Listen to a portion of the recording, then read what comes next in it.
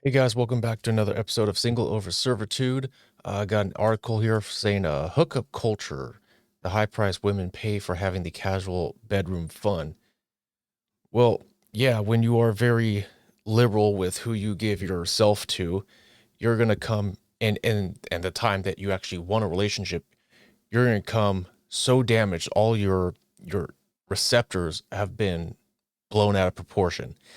You're not gonna be able to pair bond anymore because you're used to having the buffet of men, the buffet of multiple options.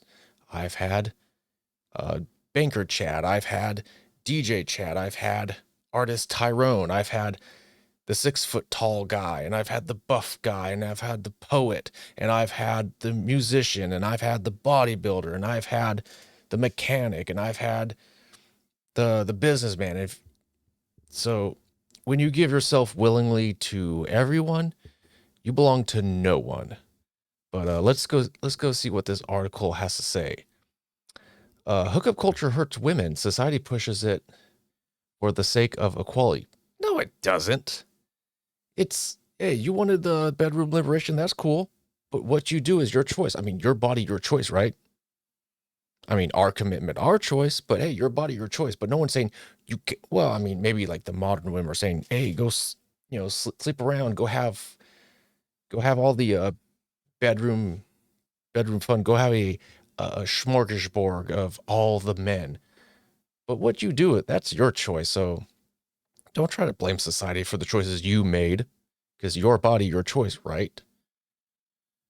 Let's see. But what they don't like to talk about is the pain women can experience from it. What if you get pregnant? Well, then get the old rusty hook in the back of the Jiffy Lube, like the little claw machine, and whoop, baby be gone. Or the Plan B morning after pill. What if you develop feelings for the man, but he couldn't care less about you? The hurt, the anger. Well, if you're sleeping around, you probably shouldn't get feelings for someone you just will give yourself all willy nilly to. Hookup culture has been on the rise since the early noughties. Film and TV shows such as Sex and the City, American Pie, Cruel Intentions, Bridget Jones's Diary, and He's Just Not That Into You glamorize and encourage women uh, to hook up without any consequences. Yeah, until you get this burning fire sensation in your nether regions, and you get the little bumpies that aren't pimples but other pustules, and you go, "This isn't exactly glamorized." Today, girls as young as 15, oh my goodness, don't even bat an eyelid at it. One night stands, Tinder hookups, friends with benefits, late night booty calls, and Netflix and chill are all completely normal. At 15, that's sad. That's sad. Mainstream media pushes it too heavily too. Teen Vogue writes numerous articles on it, such as how to be in. I'm sorry for the pause. How to be an ethical hookup, and Clue, a period on ovulation tracker app, encourages it with articles such as this one, a guide to a safer one night stand. Yeah, use protection and don't catch feelings. That's how you keep it safe. Society tells women to do whatever they want with whomever they want without any guilt or shame. Well, that just ain't going to happen because you give it away, then you can't go like, oh, well, where's all the commitment? Now that I'm done having my fun, now that I've eaten all the buffet, I want to settle down for a nice steak dinner, and everyone's gonna be like, no, no, you're a buffet chick. Go back to that cheap buffet steak. Or girls who don't give their body all willy nilly, they get the high value men. We also have gender equality. Women want the freedom to do whatever they want with whomever they want without the guilt or shame, just like men. Oh, trust me, men, we are plenty shamed for our choices. Don't think that when we have the casual encounter and then let's say we ghost a chick that we're not called pieces of turds or shamed. Oh, believe me, there are plenty of things shaming men. While being just as promiscuous as men seems fine on the surface, no one ever talks about the high price women pay for casual encounters. What about the millions of women who believed shows like Sex and the City but got burned? Are these women supposed to just stay silent for the sake of looking cool when they're really dying on the inside? Well, just because you see it on a show, it's fiction. I mean, I watched Breaking Bad, one of the greatest shows ever, but I'm not going out and cooking crystal because I'll become a billionaire and or a millionaire and be want to run my little blue sky empire. No, you can enjoy it for what it is, but you have to live in the real world. Actions have consequences. What are some of the consequences a woman might experience when engaging in casual encounters? This is an obvious one, but what if you get pregnant? What would you baby be gone the baby, or give it for adoption, or keep it? If you decide to keep the baby, what if he doesn't want any part of it and disappears? Well, then you're going to take him for child support. And here's another thing. What if you get preggo? Okay. Women control access to the bedroom, men control access to relationships. So why didn't you tell him, hey, Captain, you want this, you want to get inside this cookie factory, you better put on a hat, play it safe. So, that's the woman's fault for not vetting the guy properly. Okay. Your body, your choice. Your body, your choice. But if you choose a bad man, well, whose fault's that? You gave yourself willingly to him, right? So that's your fault. And if he's a low value man, first of all, why would you associate yourself with a low value man? Why would you sleep with a low value man? Why would you let a low value man go in raw dog, finish the job, and then keep a loser's baby? That's your fault. Yeah, bad on him for being a low value man, but if you chose him, that's your fault, okay? Not blaming you for your choice, holding you accountable for your choice. Decide to keep it. Article says he didn't have to commit to you before having the bedroom, so why would he want to commit to you after the deed? Exactly. You'd have to raise the baby yourself. Ask any single female parent, because I guess the single MOM is a flagged word for YouTube, so I'm going to dance around that. Ask any single female parent, and they would tell you solo parenting is no joke. It's actually really hard. Oh, of course. What if you catch a, let's say, bedroom infection? The fire, the itchy, scratchies, the pustules, the burning fire. Sorry. Finally, what about the emotional pain? What if you end up falling for him and develop feelings, but he couldn't care less about you? He only wants you for the bedroom and nothing more. You'd feel used, hurt, frustrated, and angry. Well, that depends. Well, I mean, if you go in casually on the first date or maybe the second time, you think, oh, I just gave it to him. He's just going to fall in love with me because I got the golden vajayjay. No, you have to properly vet your potential partner. Now, talk about it ahead of time, like, hey, I want to be in a relationship, or hey, this is just a casual hookup. I'm not going to catch feelings for you. Don't catch feelings for me. Everything's copacetic.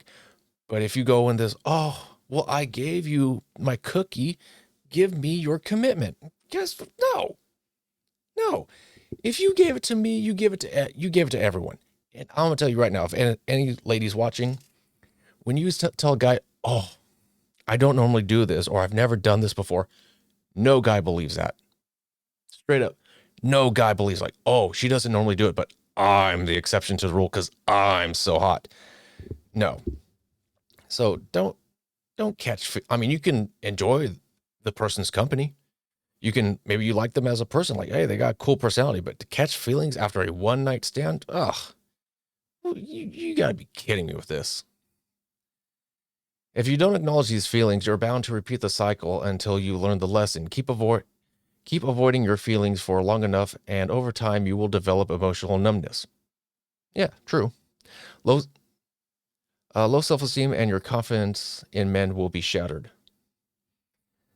Well, I can understand if you bury your feelings and you don't allow yourself to be open, you kind of get like emotional armor in a way. And then rejection kind of becomes water off a duck's back where it just doesn't bother you anymore. Imagine letting a man sleep over, giving him the privilege to lay down next to you. The privilege, huh? Have access to your body and not being able to feel a single thing. So you're like a robot? Sure, it might feel physically good in the moment, but that's it. No deep connection, allowing no feelings and no real intimacy. You might as well be a robot. A woman's value when a woman engages in casual encounters, she inherently invests more as she has more to lose. Just think about the act itself. You are literally letting a man, I don't know if I can say it that way, letting a man enjoy your body. There needs to be a deep level of trust to let a man inside. If there's no trust, all kinds of problems can occur per above. Also, it's no secret men and women view the bedroom differently. Sleeping around might be fun and games when you're young, but when it comes to finding a long-term partner, people often don't prefer partners who have had many bedroom conquests. It's annoying, but a harsh reality. Well, yeah, because if you are the village bicycle and everyone has taken a turn, well, you're not going to feel special. So if I was looking for a relationship, I would want someone that at most had 4. To me, double digits, you're gone. Even if you had 9 and I end up being number 10, once you hit the double digits, you're gone. Now every guy's different, but a guy wants to think like, oh, when he sees this girl in like a relationship sense, that she's only been with like 3 or 4 other guys, so when she gives herself to me, it's special. She trusts me. I've earned that trust. But if it's just like, oh, tearaway clothes, keep the line going, next, like the number counter at a deli, 68, 69, 70. Oh, keep it going. Come on, I gotta be somewhere. Let's keep it going. It's just like, I didn't mean anything to her. She's not gonna remember my name, so why would I want to commit to someone like that? That's ridiculous. Article goes on to say, women know this intuitively, and it's the reason many lie about their number. According to a survey conducted by the student publication The Tab, a quarter of female students lie about lovers. 20% reduce the number so they look less promiscuous by 12, but 12% of the male students exaggerate their numbers. Well, I mean, they want to look like studs and they don't want to look like sleuths. Of course, a woman's number doesn't make her less valuable. Well, I mean, maybe not to society, but in an actual long-term relationship, yeah, because you've diluted the pool, you diluted the waters, and you muddied the waters. It's just no. If I'm going to be number 33, like I got 32 other guys to compete with, essentially. No. Now, if I'm number like 2 or 3, then hey, that makes me feel a little more special. Of course, a woman's number doesn't make her less valuable, but it's telling that women instinctively want to hide their numbers from partners.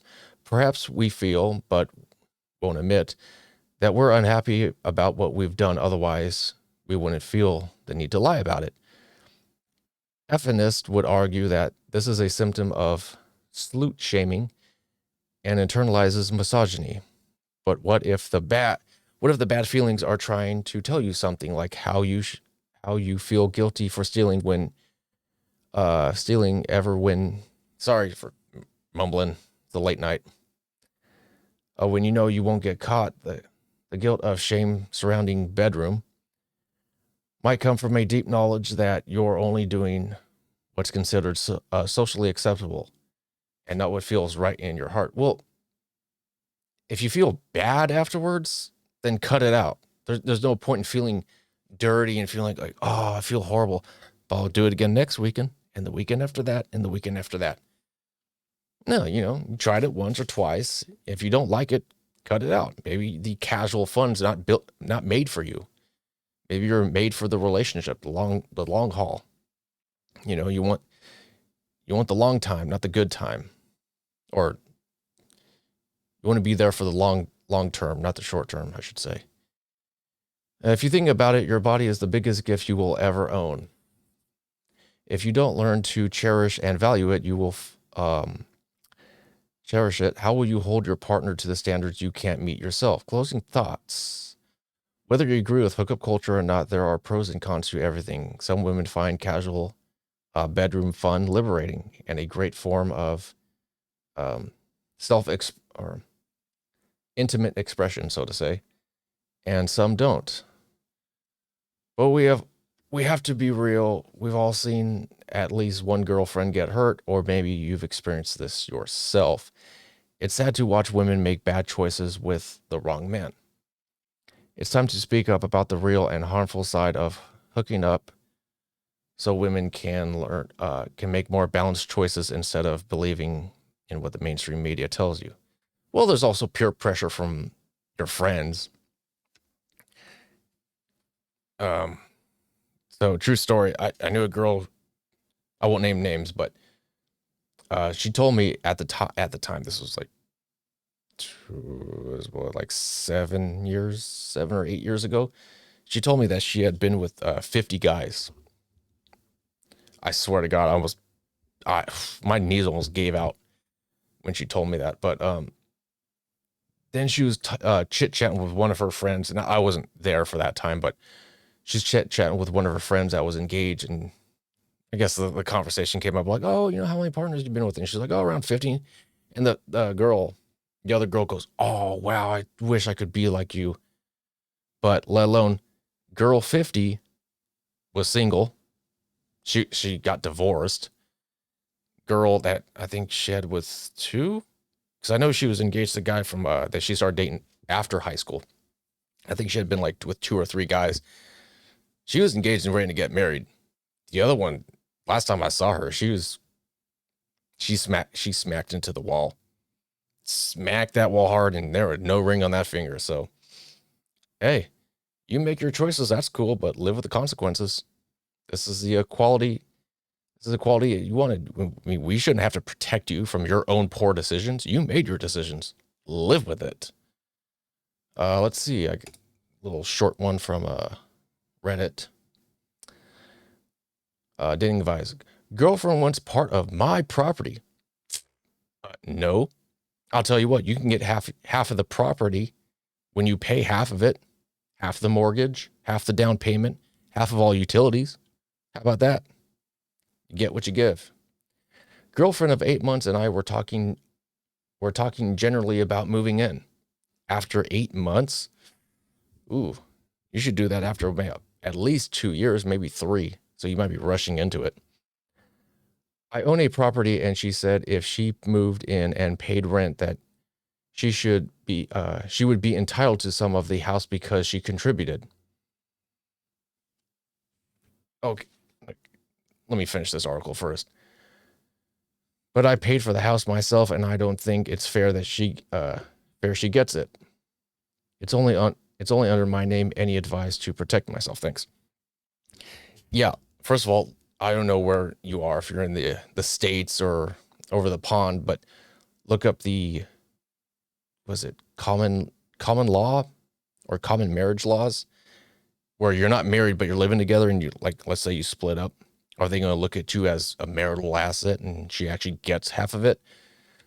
But you already know, moving her in, even if she wasn't paying rent, she's going to decorate the bathroom. She's going to decorate the shower. She's like, oh, let me do the kitchen this way and put doilies and flowers and all this girly crap all over your place. And that's without her paying rent. Now, she's going to pay a portion and think she's entitled to it. I would just say no. You have your place. I have my place. We can meet up on the weekends. We can kick it. We can have a good time, but yours is yours and mine is mine. Now, if you want a piece of this property, then you better pay an equal amount.